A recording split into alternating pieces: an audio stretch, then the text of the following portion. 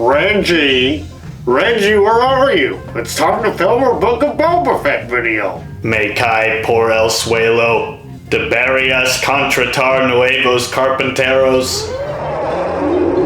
Oh, all right, Reggie, don't move now. He can't see you if you don't move. Mierda. Oh, right. Wrong movie. Sorry, Reggie.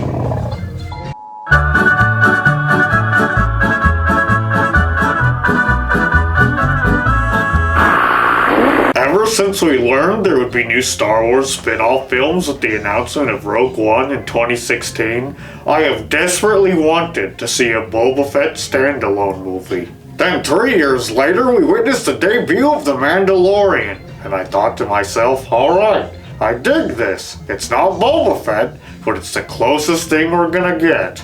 And then this happened.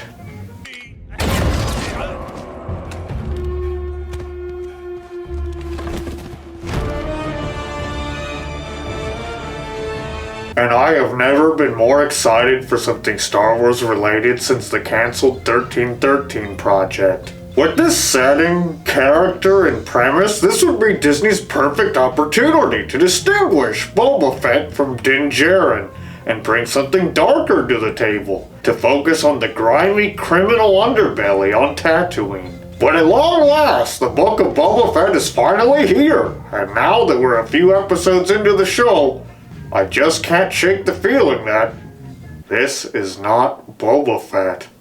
Now don't get me wrong, there are some things that fit just right. He doesn't fuck with all the fancy pageantry, he likes to do shit personally and walk on his own 2 feet. And I love that they've incorporated Maori combat techniques into Tamora Morrison's rendition of the character.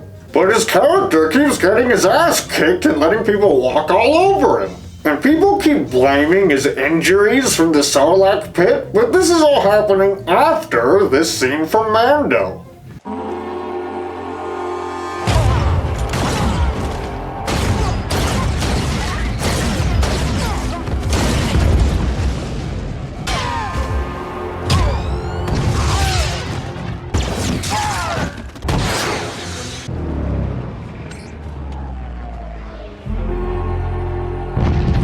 So what gives? That's exactly what we need more of. And now Bob is suddenly against torture? His entire career has been predicated around turning people over to gangsters to be tortured and or killed. And that's assuming he didn't already kill them himself. Do you know why kids loved Boba Fett despite him only having 6 minutes of screen time in the original trilogy?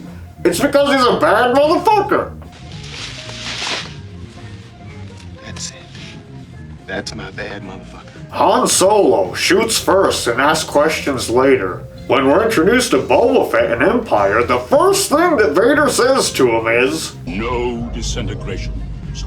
As you wish. Boba Fett is supposed to be the kind of guy who will melt your fucking face off and ask questions later. Boba Fett flies a ship called Slave One. Boba Fett stands up to genocidal space wizards. Boba Fett gets alien bitches. Jabba ruled with fear. I intend to rule with respect. Do you know what respect is supposed to look like to Boba Fett? When Leia threatens to eviscerate every single motherfucker in Jabba's palace, including herself, with a thermal detonator, all just to haggle prices? Respect. Even just down to the atmosphere, the show feels too sterile, too empty.